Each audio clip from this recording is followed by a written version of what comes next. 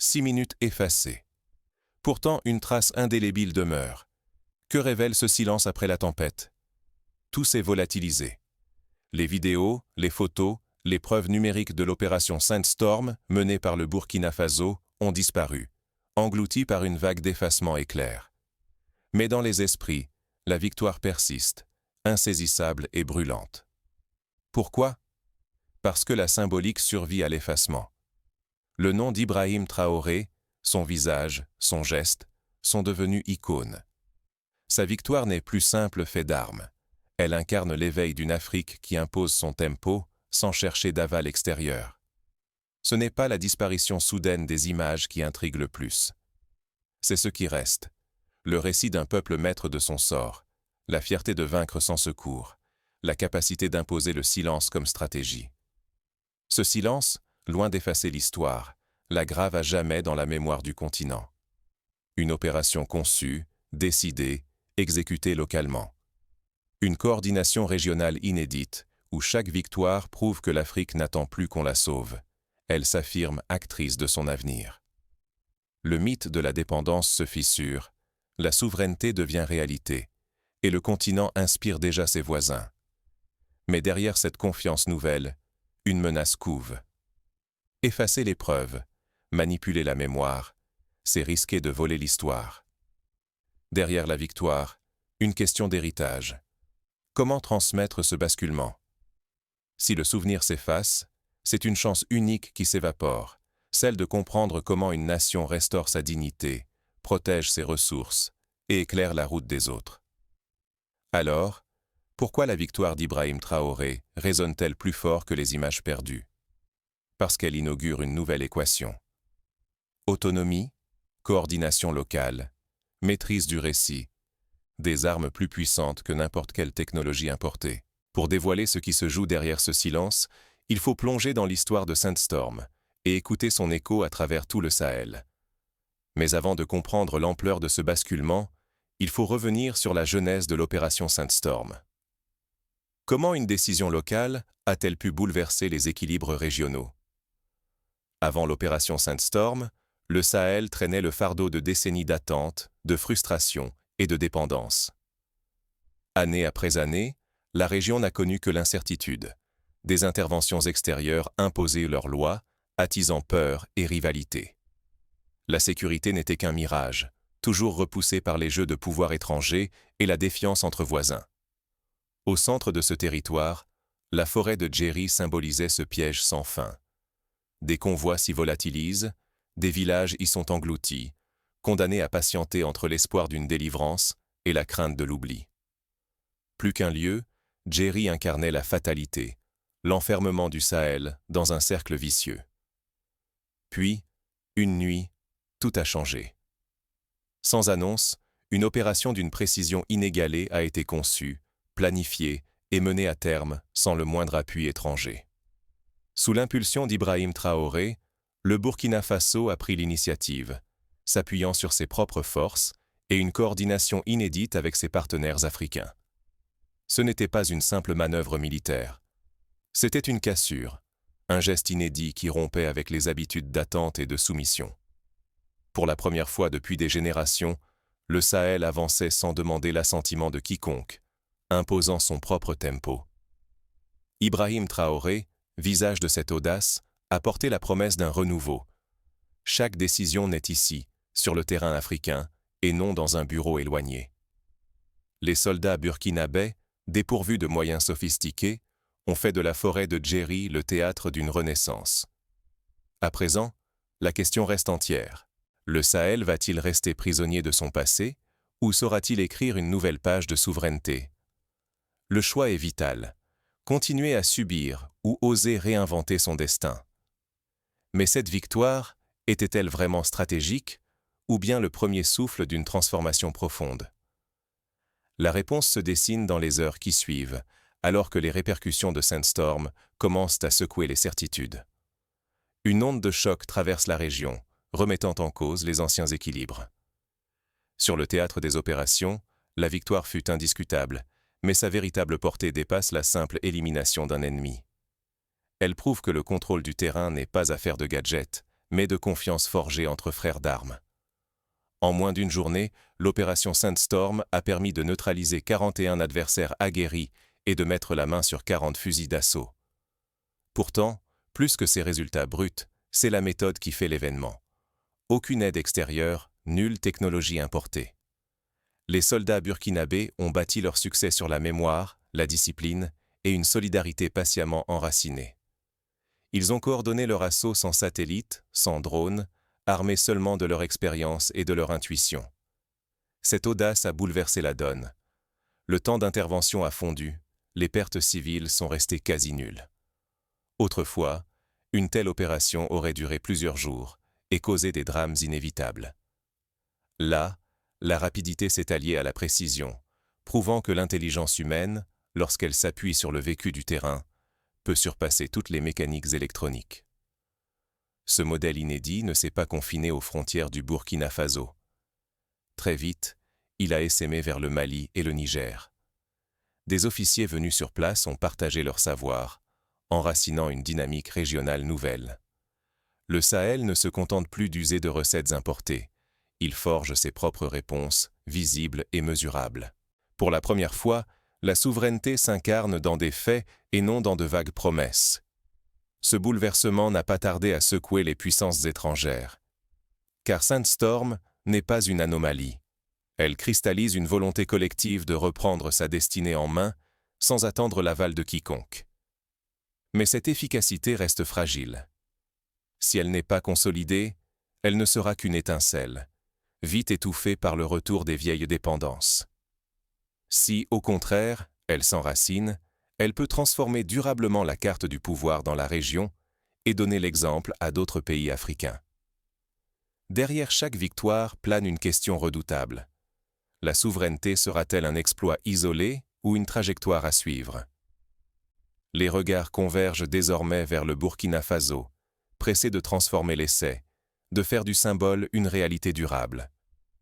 Mais pour réussir, il faudra briser la méfiance, convaincre les sceptiques et surtout démontrer que cette autonomie nouvelle saura résister à l'épreuve du temps et des tempêtes. Mais ce succès résonne aussi comme une invitation. Chaque pas gagné vers l'autonomie doit être défendu, consolidé, élargi. Car déjà, des forces opposées s'organisent dans l'ombre, prêtes à tout pour inverser la tendance. 3 voies s'ouvrent à l'issue de cette victoire: l'ancrage, l'expansion ou la rechute sous pression. Le Burkina Faso et le Sahel se dressent à un carrefour où chaque décision pèsera sur des générations entières. La première voie, celle de l'ancrage, repose sur la consolidation. Il s'agirait de maintenir une coopération solide entre forces nationales et alliées, de sécuriser les axes, de relancer l'économie. Cela implique de renforcer la confiance du peuple, de protéger les villages, d'ancrer la sécurité dans le quotidien, non comme une parenthèse mais comme un socle durable. L'unité devient la clé, que la fatigue ne brise pas l'élan, que l'espoir l'emporte sur la lassitude. La deuxième voie, celle du rayonnement, imagine une contagion positive. Le modèle de l'Alliance des États du Sahel inspire au-delà des frontières. D'autres nations rejoignent l'élan, bâtissant une intégration économique et militaire régionale. On peut rêver d'une Afrique de l'Ouest moins morcelée, où ressources et savoirs circulent, où la coopération repousse les ingérences. Ici, la victoire du Burkina Faso devient le catalyseur d'une renaissance continentale, capable de redéfinir les équilibres de pouvoir. Mais une troisième route se dessine, plus périlleuse, la fracture sous pression. Les puissances extérieures redoublent d'efforts pour déstabiliser le processus. L'ancien ordre teste la cohésion retrouvée, attise les tensions internes. Le risque devient alors la réapparition de la dépendance, la perte du contrôle du récit, la division rampante. Une victoire militaire peut s'effriter en silence si la guerre de l'information et la méfiance s'installent. Désormais, l'enjeu se déplace. Ce n'est plus la guerre visible qui façonne le futur, mais la bataille des consciences. La confiance qui lie armée et citoyens devient le véritable champ de bataille. La souveraineté ne s'impose pas. Elle s'éprouve chaque jour dans la manière dont le pays protège son histoire, ses ressources, ses rêves. L'avenir du Burkina Faso et du Sahel se joue ici. choisir la renaissance autonome ou céder à la dissolution sous des pressions extérieures grandissantes. Tout dépendra de la capacité collective à transformer cette victoire en fondation solide, à faire de chaque village protégé une promesse vivante. La suite dépendra des choix posés aujourd'hui, car chaque voie dessine un destin radicalement différent. Reste à savoir si l'élan de Sandstorm peut vraiment changer le cours de l'histoire. Le temps de l'action discrète s'achève. Celui de la reconstruction commence, méthodique et sans retour. La victoire militaire au Sahel, fulgurante mais fragile, n'a de sens que si elle devient une feuille de route partagée, capable de transformer l'exploit en renouveau durable. Premier axe. Sécuriser. Les postes militaires cessent d'être de simples bastions défensifs, ils deviennent des refuges pour la population, des lieux où la peur s'efface devant l'espoir. L'armée, jadis signe de crise, devient socle de stabilité, ancre sur laquelle reconstruire la confiance collective. Deuxième axe. Former. L'expérience de Sandstorm démontre qu'il est possible d'unifier la formation militaire tout en honorant les identités régionales. Former, ici, ce n'est pas uniformiser, mais transformer la diversité en force. On partage compétences, on synchronise doctrines, on transmet la mémoire des luttes locales. Chaque soldat apprend à défendre le sol comme s'il s'agissait du sien. Troisième axe. Produire. Pour rompre la dépendance logistique, il faut bâtir une chaîne d'approvisionnement souveraine.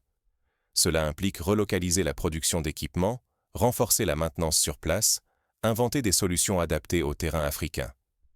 Chaque outil produit localement est une victoire sur la fragilité importée, un pas vers l'autonomie réelle. Quatrième axe. Connecter. L'intégration devient tangible par des infrastructures partagées, routes, réseaux, énergie. Quand une ligne électrique ou une onde radio traverse une frontière sans permission, la coopération cesse d'être un vœu pieux. Connecter, c'est faire circuler la confiance aussi vite que l'information et permettre au peuple d'imaginer ensemble leur avenir. Cinquième axe. Mesurer. La légitimité ne s'impose plus, elle se vérifie. Le suivi public des progrès devient la règle. Chaque réussite, chaque obstacle est exposé, discuté, débattu au grand jour. Cette transparence forge un nouveau contrat. Désormais, la confiance se construit, pas à pas, entre gouvernants et gouvernés. Le risque demeure colossal. Si ce plan échoue, le chaos peut renaître et les victoires s'évanouir comme des mirages. Mais s'il réussit, il fera naître un modèle africain inédit de souveraineté, une référence pour une génération entière qui refuse la dépendance et l'effacement. Telle est la promesse et l'exigence. Transformer la victoire en renaissance, c'est choisir d'agir, ensemble, pierre après pierre. Il reste à comprendre ce que chacun peut retenir, et pourquoi la dignité ordinaire du Sahel devient aujourd'hui l'invitation la plus puissante à l'adresse de toute l'Afrique. À présent, il faut regarder qui relèvera ce défi et comment ce modèle pourra inspirer d'autres nations. L'histoire ne fait que commencer. Le vacarme des armes s'est dissipé, mais le Sahel s'exprime désormais autrement. Un autre souffle parcourt l'horizon. Ce ne sont ni des cris, ni des images virales, mais la vibration discrète d'une victoire mûrie. Rien ici n'est accidentel. Chaque geste a été pensé et porté par ceux que l'on croyait condamnés à subir. Le silence qui descend n'est pas celui de l'oubli, mais d'une page qui se tourne, lourde de sens. À Jerry Forest, le Burkina Faso n'a pas seulement neutralisé 41 adversaires et saisi 40 fusils. L'enjeu dépassait largement les chiffres. Il fallait prouver, à l'Afrique et au monde, que l'histoire ne se dicte plus sans les Africains. Pour la première fois depuis plusieurs décennies, l'opération Sandstorm a rompu le cycle de l'assistance imposée et redonné à un peuple la capacité d'agir par lui-même. Ce n'est pas un simple épisode. C'est un appel lancé à tous. Sommes-nous prêts à reconnaître cette force nouvelle? Ce silence n'est pas vide, il est promesse d'avenir. Derrière chaque choix posé, un continent entier reprend souffle, découvre le prix de la souveraineté, loin des projecteurs et des injonctions venues d'ailleurs. Ce matin-là, dans le Sahel, personne n'a célébré une victoire étrangère. Un nom a circulé, pas en héros lointains, mais en frères, Ibrahim Traoré. Dans la marche épuisée de leurs soldats, les habitants ont entrevu la possibilité de redevenir maîtres de leur histoire. Cela ne s'est joué ni dans les mots, ni dans les parades, mais dans la poussière, la fatigue, l'entraide, et ce respect muet qui ressoude une nation. Le risque demeure. Saurons-nous saisir le sens de cette renaissance ou le laisser filer? Rester spectateur serait condamner la transformation à l'échec. Car si le récit africain s'écrit ailleurs, la victoire ne sera qu'une illusion passagère. Mais si chacun, ici et au-delà, comprend le poids de ce silence, alors l'Afrique ne sera plus figurante de son histoire, mais son auteur. La boucle se ferme sur une certitude. La dignité retrouvée n'exige pas de démonstration spectaculaire, mais une attention nouvelle. Le regard doit désormais se tourner vers ce qui se construit dans le calme, loin du bruit et des projecteurs. C'est dans cette sobriété que s'inventent les futurs plus vastes. Mais pour comprendre la portée historique de cette victoire, il faut élargir la perspective et puiser dans les leçons du passé. Ce n'est pas la première fois dans l'histoire que des peuples, privés d'images et de récits officiels, ont dû préserver leur mémoire par d'autres moyens. Pensons à la résistance polonaise durant la Seconde Guerre mondiale. Alors que toute trace écrite ou photographique était systématiquement effacée par l'occupant nazi, la mémoire collective s'est perpétuée par la transmission orale, par des gestes quotidiens de solidarité, par les récits racontés le soir autour du feu. De la même manière, les peuples du Sahel, privés de vidéos et de photos, inscrivent aujourd'hui leur histoire dans le souvenir vivant des témoins, dans les chansons, les poèmes, les proverbes nouveaux qui naissent au lendemain de la victoire. L'exemple du Vietnam lors de la guerre contre les États-Unis offre un autre parallèle éclairant. Privés des moyens technologiques de l'adversaire, les combattants vietnamiens ont misé sur l'intelligence du terrain, sur la connaissance intime des sentiers, des forêts, sur la capacité à se fondre dans le paysage et à exploiter chaque faiblesse de l'ennemi. Ce fut précisément la démarche des soldats burkinabés à Jerry Forest.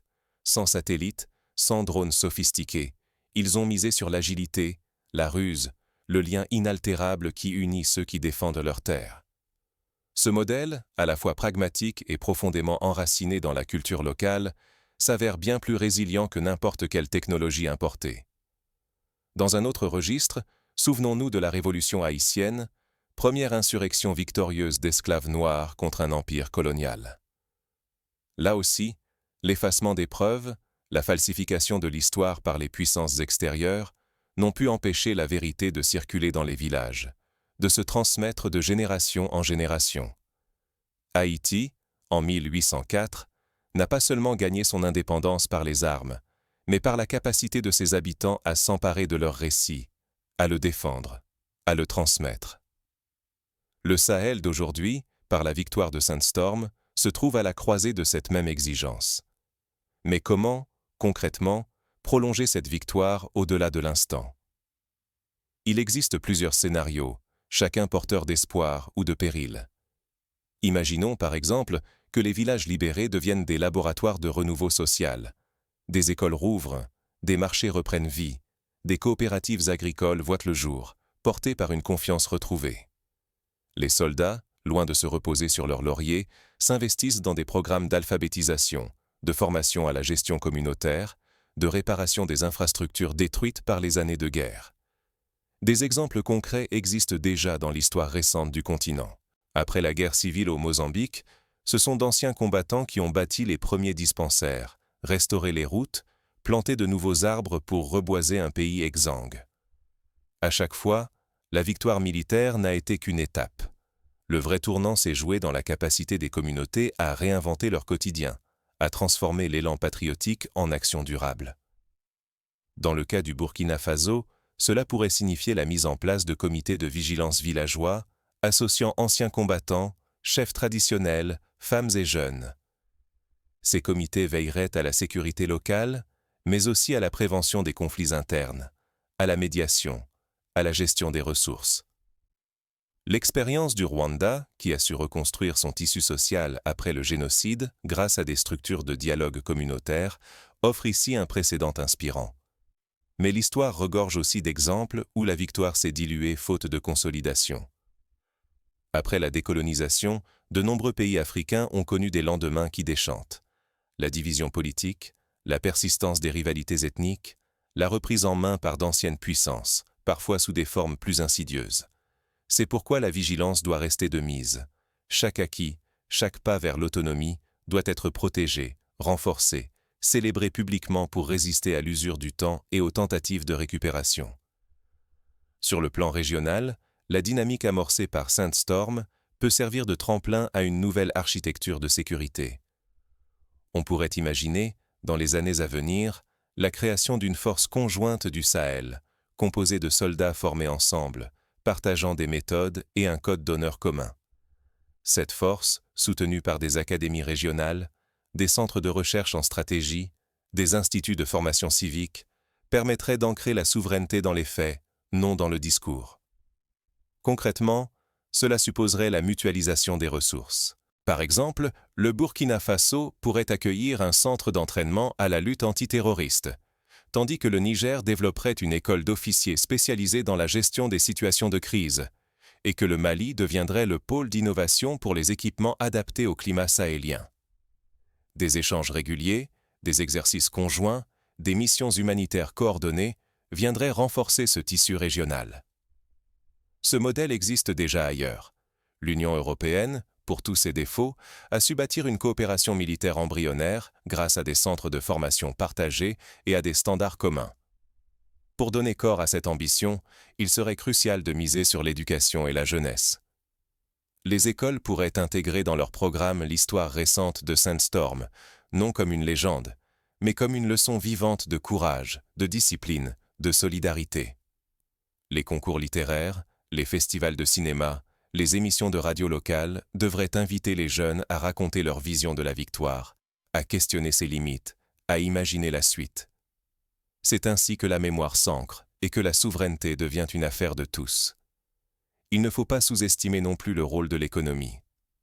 Sans relance agricole, sans accès à l'eau, sans routes praticables, la victoire militaire risque de se dissoudre dans la pauvreté et la désillusion. Les autorités pourraient s'inspirer de l'exemple du Botswana, qui, après l'indépendance, a misé sur la transparence, l'investissement dans les infrastructures et la gestion rigoureuse des ressources naturelles pour bâtir une croissance inclusive. Au Sahel, cela passerait par la création de banques villageoises, de marchés transfrontaliers, de coopératives agricoles qui garantissent un revenu stable aux familles. Sur le plan de la communication, il serait pertinent de développer des médias régionaux indépendants, capables de documenter les avancées, de dénoncer les dérives, de porter la voix des villages oubliés. Là encore, l'exemple du journalisme citoyen au Sénégal ou des radios communautaires au Mali montre la voie. Ce sont ces relais qui permettent de résister à l'effacement des traces, de contester les narratifs importés, de célébrer les succès locaux. Enfin, chaque victoire appelle une vigilance renouvelée contre la manipulation de l'information. L'histoire récente fourmille d'exemples où la désinformation a permis à des puissances étrangères de semer la division, de préparer le terrain à de nouvelles interventions. La guerre de l'information se mène aujourd'hui sur les réseaux sociaux, dans la sélection des images, dans la viralité des fausses nouvelles. Pour la contrer, il faut former des journalistes d'investigation, des médiateurs, des enseignants capables de décrypter les sources, de transmettre l'esprit critique. Pratiquement, chaque citoyen peut jouer un rôle. En collectant les témoignages des anciens, en participant aux assemblées villageoises, en refusant la résignation, en s'impliquant dans la vie associative, chacun contribue à l'ancrage du récit collectif. Les femmes, souvent en première ligne des reconstructions, pourraient être formées à la gestion de projets, à la médiation, à la transmission intergénérationnelle du savoir. Rien n'est gagné d'avance. Mais chaque geste compte. C'est dans le quotidien, dans la patience des semailles, dans la réparation d'un puits, dans la réouverture d'une école, que se joue la suite de Sandstorm. Le Burkina Faso, aujourd'hui, se trouve à la croisée des chemins. Il peut devenir le phare d'un continent en quête de dignité, ou retomber dans l'ombre si la victoire n'est pas partagée, consolidée, célébrée. Pour refermer la boucle, il faut rappeler que l'autonomie ne se décrète pas, elle se construit. À chaque étape, il sera vital de mesurer les progrès, d'identifier les obstacles, d'oser l'autocritique. Les comités de suivi, associant citoyens, élus, militaires, devraient publier régulièrement des rapports sur l'état de la sécurité, de l'économie, de l'éducation. Cette transparence, loin de fragiliser l'État, le renforce. Elle forge une confiance patiente, mais solide, entre gouvernants et gouvernés. En résumé, la victoire de Sandstorm ne vaut que par sa capacité à inspirer d'autres victoires, dans tous les domaines de la vie. Elle ne sera historique que si elle débouche sur un modèle durable, inclusif, ouvert à la critique et à l'innovation. Pour cela, chaque génération devra s'en emparer, la réinterpréter, la prolonger. Le silence qui a suivi le vacarme des armes n'est donc pas une absence, mais une invitation. Invitation à écouter, à bâtir, à transmettre. Invitation surtout à ne plus jamais laisser d'autres écrire l'histoire à la place des peuples africains. À faire du Sahel non plus un théâtre de la crise, mais un laboratoire du renouveau. Alors, la question posée au début, pourquoi la victoire d'Ibrahim Traoré résonne-t-elle plus fort que les images perdues? Trouve ici une réponse élégante. Parce qu'elle est devenue une semence. Une semence plantée dans la mémoire collective, capable de survivre à l'effacement, de germer dans l'imaginaire, de porter ses fruits dans la réalité. Tout dépendra de la capacité de chacun à l'arroser, à la protéger, à la partager. Ainsi s'achève ce chapitre, mais l'histoire, elle, continue d'être écrite, jour après jour, par celles et ceux qui refusent l'oubli et choisissent la dignité.